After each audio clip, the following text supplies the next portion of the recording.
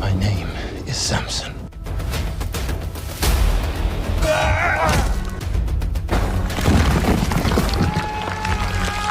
सैमसन एक इजरायली जिसे खुदा ने एक बड़े मकसद के लिए चुना था।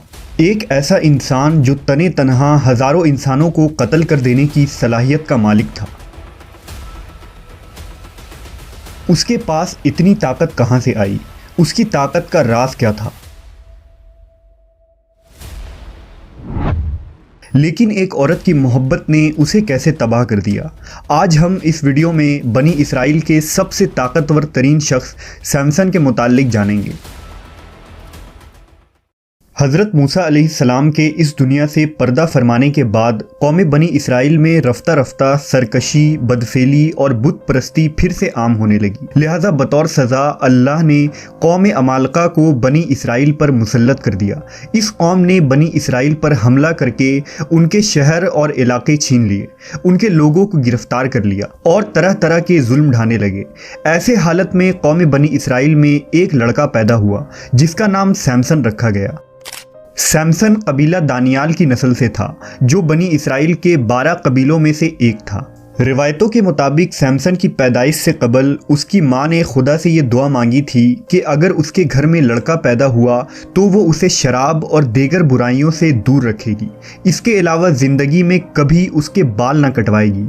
लिहाजा सैमसन की पैदाइश के बाद कभी उसके बाल ना कटवाए गए। सैमसन आहिस्ता आहिस्ता जब बड़ा हुआ तो दूसरे लड़कों की निस्बत जिस्मानी तौर पर बहुत ज़्यादा ताकतवर था।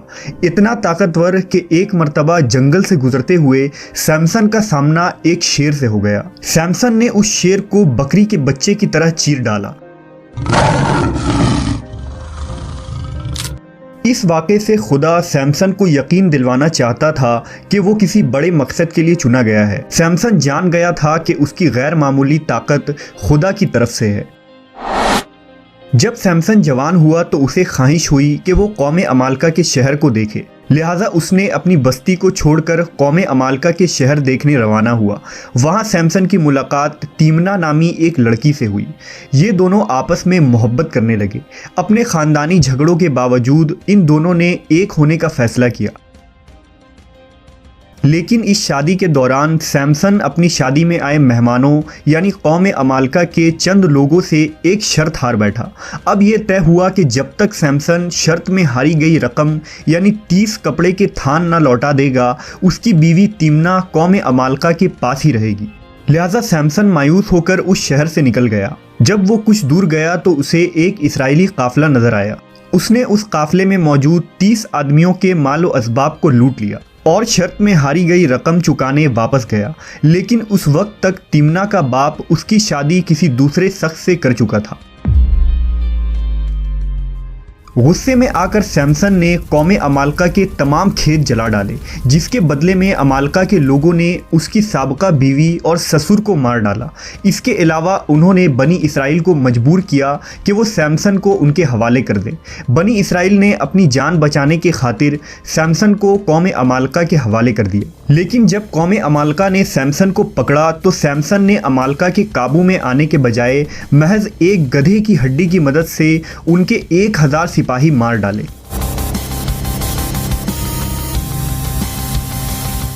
सैमसन के इस कारनामे ने बनी इसराइल में इसे खूब मकबूल बना दिया। यहां तक कि बनी इसराइल ने उसे अपना सरदार चुन लिया।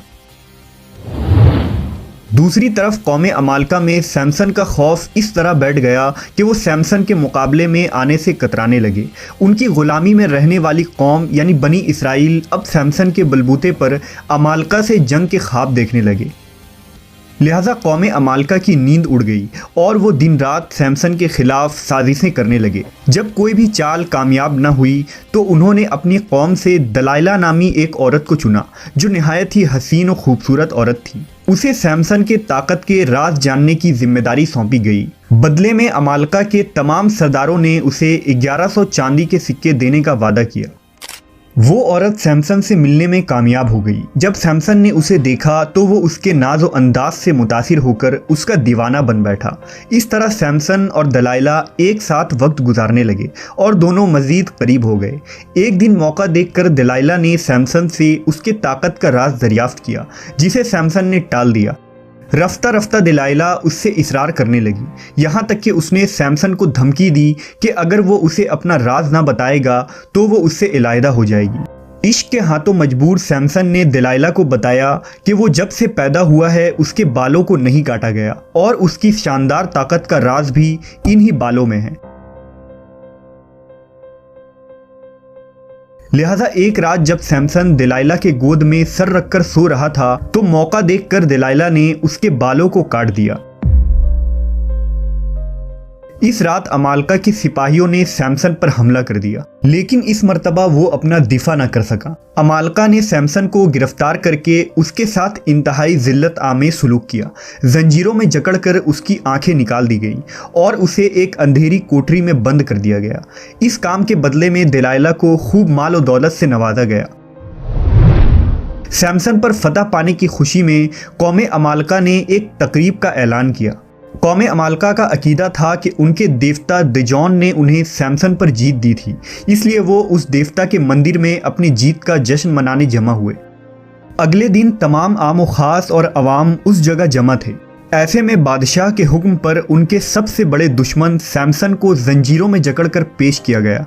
महल में मौजूद तमाम लोगों ने उसके साथ बदतमीजियाँ की और उस पर कूड़ा करकट फेंकने लगे।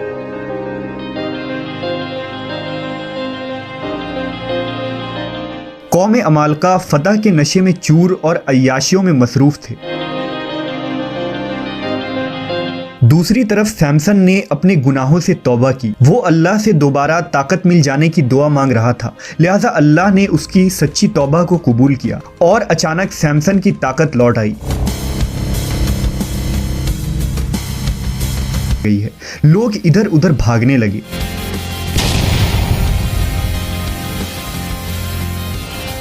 थोड़ी ही देर में महल ज़मींदोज़ हो चुका था। इस वाक़े में अमालका के 3000 लोग मारे गए। सैमसन और दलाइला का ये तारीख़ी वाक़या अहदनामा कदीम के किताबुल क़ज़ा यानी द बुक ऑफ जजेस में तफसील से मौजूद है, जबकि इस्लामी मुवर्रिखीन मसलन कमालुद्दीन दमीरी ने अपनी किताब हयातुल हैवान और अहमद इब्न याकूब ने तारीख़ वदी में ज़िक्र किया है। सैमसन अहले किताब के लिए एक अजीम अल्हाम और एहतराम की कहानी है। वो एक ख़ास खिदमत को अंजाम देने के लिए पाक ठहराया गया था। खुदा ने सैमसन को बेहिसाब ताकत दी थी, लेकिन साथ ही उसे खुदा की इताअत भी करने का हुक्म मिला था। लेकिन सैमसन औरतों की फितनों में पड़ गया, लिहाजा खुदा ने उस पर से अपनी बरकतें हटा दी। शैतान भी हमारी कमज़ोरी को जानता है और वो सबसे पहले उन्हीं कमज़ोरियों पर हमला करता है। अगर हमारी ज़िंदगी में भी ऐसी कोई कमज़ोरी है जो हमें खुदा से दूर कर रही है तो हमें इससे तौबा करनी चाहिए और अल्लाह से अपना ताल्लुक़ मजबूत करना चाहिए। ये कमज़ोरी किसी भी शक्ल में हो सकती है, जिनमें पैसा, औरत, मोबाइल, टेलीविज़न, नशा, घमंड या लालच और इस तरह की बहुत सी चीज़ें शामिल हैं।